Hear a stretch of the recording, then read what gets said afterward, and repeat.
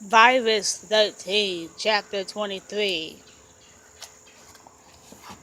A short walk down the hall brought James to a familiar doorway. The edgy voice of Principal Coker beckoned him inside. "Come in." James stepped into the office and glanced around. Countless awards and certificates crowded the walls. Each rectangular frame was geometrically arranged to an anal perfection as if aligned with the precision of a laser. Principal Coker was a short wisp of a woman who kept her hair constrained in a knot at the back of her head. Each hair was tightly wound as she was. Her thin body could not have weighed more than 100 pounds. A skinny stork-like neck protruded from underneath the black collar of her blouse. Behind her boxy black glasses, her pupils darted around like eager flies. James didn't think she was a beautiful woman, but she wasn't exactly unattractive either. She definitely had a certain naughty librarian look going on. At the sight of James' head wound, Principal Coker's face grimaced briefly. "Ah, Dr. Logan, so what, dare I ask, happened to you? It looks pretty bad." "It's nothing. I had a slight procedure recently, nothing serious." "Really?" she said, furrowing her eyebrows. James could tell she didn't believe him. It was possible that she had already heard the rumors. "So what did Augustus did this time?" "Dr. Logan, it's not what Augustus did, it's what he didn't do." Which was, today we had an emergency lecture for the entire school about the most effective ways to stop the spread of the flu. It was my idea, she said with a large smile. "I wanted to stress the importance of hand washing, covering your mouth when you cough, and not sharing utensils or drink with anyone. It is my top priority to make sure the school does not become a breeding ground for these supervisors." Her tone was becoming more curt and unwelcoming as she went on. She spoke as if each sentence was building towards some sort of climax. If she continued on much longer, she would be yelling at him. "And what does your son do right there in the middle of my lecture? Do you know what he did?" "No idea." Coker pursed her lips and looked James dead in the eye. "He sneezed, Dr. Logan. A completely unrestrained, high-pressure, disease-spreading sneeze. Only moments after I explained, 'Do not do this,' a class act for insubordination." James reflectively laughed, which was cut short by the all too serious look on the principal's face. He straightened up. "Is that it? Your son was either making light of a very serious situation, or he just neglected to remember what had just been taught to him moments before. He must cover his mouth and nose when he sneezes. Either way, he had to learn his lesson.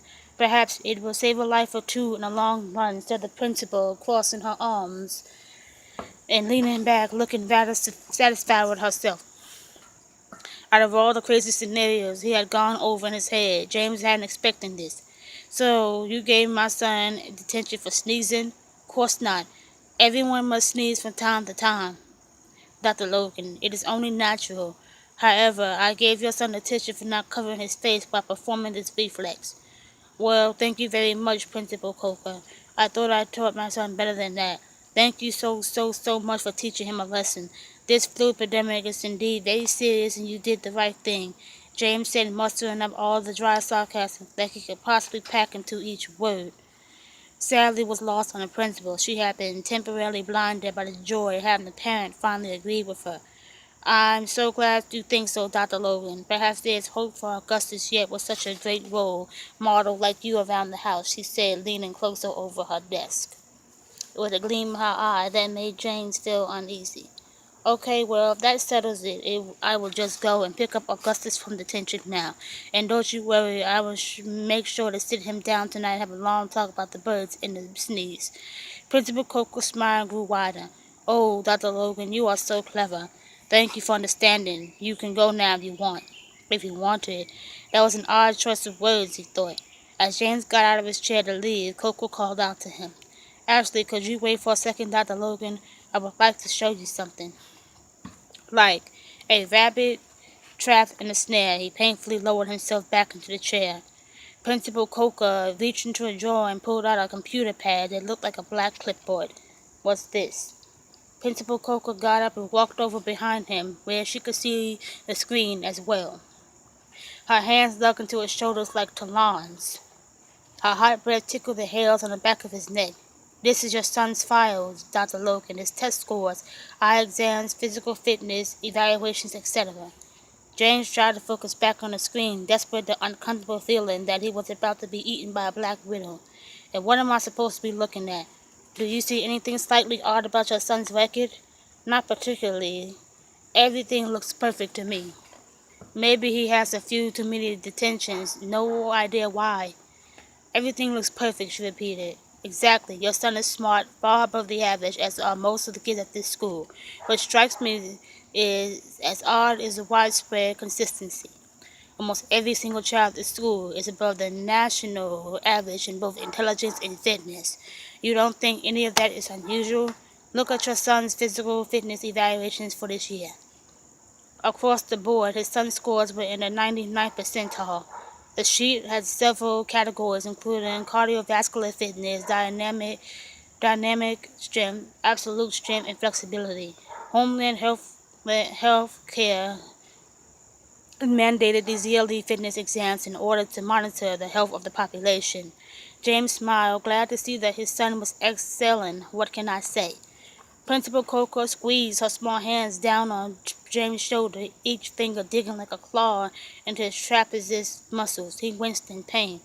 These scores aren't unique to your son, Dr. Logan. Almost the entire student body of the school ranks in the top 99th percentile in everything imaginable. Coco's grasp on his neck was getting tighter. Is she trying to strangle me or just draw blood?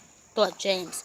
We have the best teachers in the well-run fitness program, but let me tell you, our curriculum compared to other top-notch schools is not significantly different enough to account for these dramatically increased scores. I'm not sure what you are getting at. Why are these students so exceptional? He shook his head. No idea. Why are you so exceptional? What are you trying to say? Asked James, shaking his head, confused as hell. I think gene from is genetically enhancing its own people. That's insane.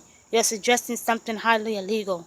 Only medically related genetic modifications are allowed. You know that.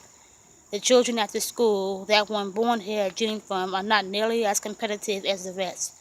Maybe they aren't strictly altering any DNA. What about gene duping? By simply screening the embryos for a couple, you can easily select the ones that would maximize the future child's potential. Nothing like that is going on, I can assure you. Can you? This is about the upper class once again speeding up their own evolution, the ultimate form of artificial selection, each embryo selected for the best genes possible. For most of human history, parents had to roll the dice when it came time to conceive. This gamble could be sidestepped by what Principal Coker was suggesting, giving the wealthy a winning hand every time. Gene doping is unethical, and I can guarantee that nothing like it is going on here. James jumped up from his seat and rubbed his shoulders, which now had 10 fingernail-shaped indentations in them. My daughter is waiting for me outside. You know you should let go of this gene doping idea. It's Lucretius. He laughed nervously, backing toward the door. You're not giving enough credit to this fool and his achievements. These students all come from fifth-grade people. Success breeds success. Doesn't seem like much of a problem to me. When James shut the door behind him, he instantly felt relieved.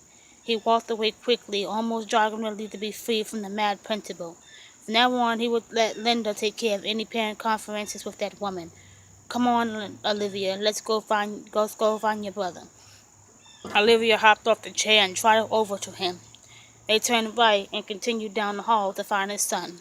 Augustus wasn't a social event or anything, but he had been punished to the point where both of his parents were well versed in the paths of the detention hall. After winding around a few more corners, they came to a classroom with its lights still on. The rooms were filled to the brink with kids, which made James wonder if Principal Coker had some sort of detention quota she was trying to reach every afternoon. If she did, it looked like she was fulfilling it. A teacher watched over the kids from the desk at the front of the class. Mrs. Golombowinski had been around so long that James could remember serving his own detentions under her watchful eyes. In the back of the room sat Augustus, recognizable only as his shaggy mass of black hair resting on the desk. When James entered, Miss Golombowinski looked up from her desk and squinted in the direction of the door. Well, well, well, little James is back again. The apple doesn't fall far from the tree, doesn't it? What a pleasure it must be for you, Mrs. Golombowinski. to spend so much quality time with two generations of Logan men. He turned to Augustus. His son's head shot up at the sound of his father's voice. "Get your stuff, son. I'm taking you home." "Excuse me, James, but the tension isn't over for another half an hour." Mrs. Berlinsky cut in. "Unfortunately, I must take Augustus home early. Family emergency, I'm afraid." As James said this, he pointed to his headroom. Mrs. Garland-Binsky snorted and whispered something unintelligibly hostile under her breath. His son got up from the desk and walked over to his father's side, still rubbing the sleep out of his eyes. As James escorted his children out of the room, he heard Mrs. Binsky shout behind them, "See you soon, James." This is followed by the dry crackle of the old hag's laughter. He slammed the door behind them, cutting off the terrible hounding-like sound. Augusta looked up at James. "What emergency, Dad?" "Oh, there's no emergency. I just made that up to get you out of here. You're getting detentions for sneezing now?" Augusta threw his hands up in the air. "My nose itched. I couldn't help it. Principal Coker is nuts." "You have no idea," said James, rubbing the back of his neck. But as he stared down at his two perfect children, he heard the principal's words echo in his head. A week ago he would never even given any merit to her accessions, but now, "Looks like it's just going to be us tonight, kids. Mama's still working down in the lab." James scratched his kids' heads in sympathy as they stepped outside. Suddenly a high-pitched shrieking made both kids jump. The intensity of the scream steadily grew louder until a fire truck swerved into view. Its sirens ear-splittingly loud as it raced past the school and down the street. "Let's go." James quickly threw Olivia up onto his shoulders and took Augustus' hand and followed the path of the fire truck. That's when James noticed the smoke billowing up above the neighborhood, black against the blue sky. Someone's house was on fire. When he realized what street the smoke was coming from, he broke into a sprint, his son struggling to keep up behind him. The house had been completely swallowed in flames. The crackle of fire audible from the end of the block as the wood buckled and popped under the extreme heat. It was Aunt Rose's house. "No!" James cried. He sat down on the curb, pulling his two wide-eyed children to his arms. There they watched as the firemen began to douse the structure with jetting streams of water, hoping to quench the hungry flames that licked violently up at the sky.